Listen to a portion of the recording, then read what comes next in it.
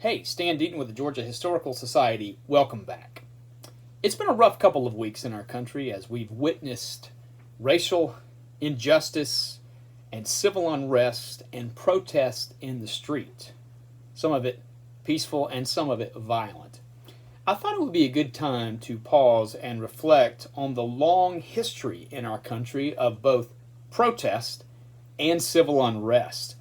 They have, of course, gone hand in hand from the earliest days of the American Republic and even stretching back before. It goes back at least to the summer of 1765 when Americans protested the Stamp Act passed by Parliament that March. They took to the streets up and down the Atlantic seaboard 255 years ago, much of it peaceful and a lot of it violent, particularly in places like Boston, where the homes of the stamp agent, Andrew Oliver, and the lieutenant governor, Thomas Hutchinson, were literally pulled down around them. Lucky to escape with their lives, a lot of property destroyed. 5 years later, in one of the most famous incidents leading up to the American Revolution, on March 5th, 1770, 250 years ago, what began as a protest against British troops stationed in Boston turned into a melee when American colonists were fired on by British soldiers. 5 of them were killed, including Crispus Attucks, the African-American, one of the first casualties in the American Revolution. That was, of course, the so-called Boston Massacre. Now, Americans have taken to the streets to protest all manner of what they saw as political injustices, or to stop and protest wars, or to protest for political, social, or economic equality, particularly African Americans.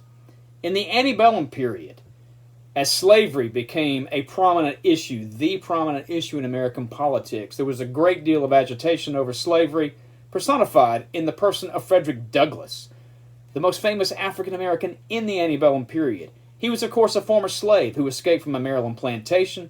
A popular speaker in northern cities, attracted thousands who, of course, came to hear him speak. Many of those crowds turned into mobs afterwards, and Douglass was often lucky to escape with his own life. He was an outspoken, ardent, militant abolitionist and foe of slavery. After the Civil War, African Americans agitated frequently for greater inclusion in American civic and political life and greater equality, both social and economic. They often did it in the streets, and they were often met with violent protest.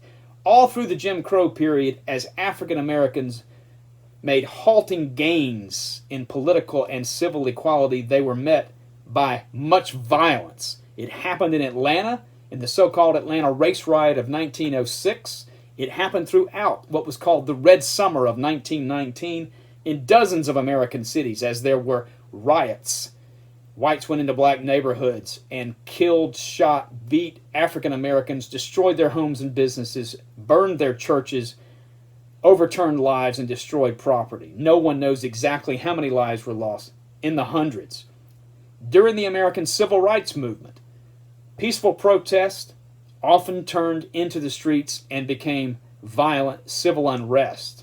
It happened in the Watts neighborhood in Los Angeles in 1965, in Detroit and Newark in 1967, and in hundreds of American cities after the assassination of Dr. Martin Luther King Jr. in April of 1968. Of course, during this same period, Americans took to the streets to protest the Vietnam War and the draft. A lot of civil unrest during this period. In our own day, in 1992, many people watching this will remember the aftermath of the trial in Los Angeles for the police officers charged in the beating of Rodney King, and what happened when they were exonerated as frustration with the justice system poured out into the streets and turned violent for several days in Los Angeles. The largest moment of American civil unrest in our history was 4 days in July 1863 in New York City.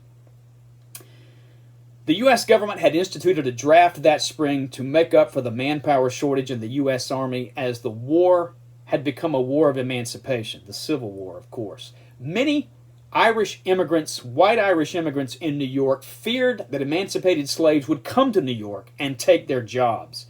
2 days into the draft in July, they took to the streets to protest.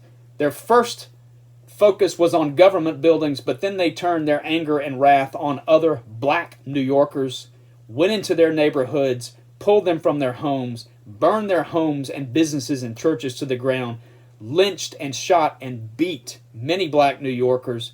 This went on for 4 days and only ended when U.S. troops were brought fresh from the Battle of Gettysburg to help restore order in New York City. When it was all over, anywhere from 120 to 1,000 black New Yorkers were dead. Still to this day, the largest and most violent civil unrest in American history. Now, it's important to remember that none of the people who lived through these events knew what the outcome was going to be. They only knew they were living, like us, in very unsettled and uncertain times. Abraham Lincoln in 1838 famously told an audience in a country that was being driven apart by slavery and agitation over slavery and its expansion. And I quote, "All the armies of Europe and Asia could not by force take a drink from the Ohio River or make a track on the Blue Ridge in the trial of 1,000 years. If destruction is to be our lot, we ourselves must be its author. As a nation of free men, we will live forever or die by suicide." We've come a long way, and we have a long way to go. I'm Stan Deaton with the Georgia Historical Society. As always, thank you for watching.